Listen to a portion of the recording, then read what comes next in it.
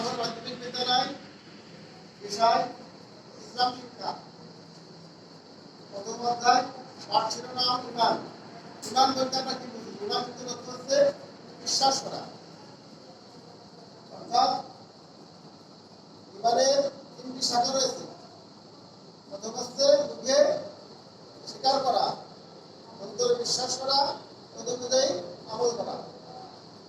ইমানের তিনটি শাখা প্রথম হচ্ছে মুখে স্বীকার করা, অন্তরে বিশ্বাস করা, অনুযায়ী আমল করা।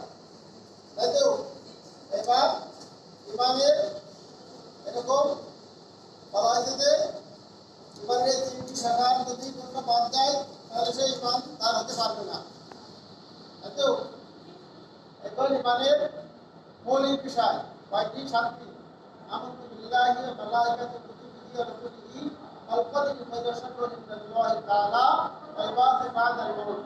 এই 7টি বিষয়ের উপর আমাদের বিশ্বাস করার নাম হচ্ছে ঈমান।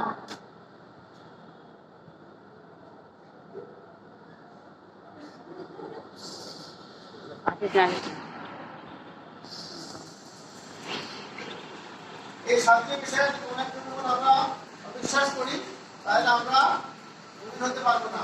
তাহলে আমরা এই পাঠ থেকে কি শিখতে পারলাম? যে ঈমানের 3টি দিক: মুখে স্বীকার করা, অনুযায়ী আমল করা, অন্তরে বিশ্বাস করা। এবং ঈমানের আরো 7টি দিক রয়েছে, যে 7টি দিক আমরা আলোচনা করলাম। আল্লাহ তাআলার প্রতি বিশ্বাস, বিল্লাহি ওয়া মালাইকাতিহি ফেরেশতাদের প্রতি, মালাইকাতুল কুতুবি ওয়া রাসূলিহি রাসূলের প্রতি, কিতাবের প্রতি, আল কদরি খায়রিহি আখিরাতের প্রতি, আর তাকদীরের ভালো মন্দের প্রতি। এই যে 7টি বিষয়ের উপর ভিত্তি করে আমাদের সবাই আমরা আবার জীবিত হব, আমাদের বিচার হবে। এই ধরনের বিশিষ্ট নাম হচ্ছে ঈমান।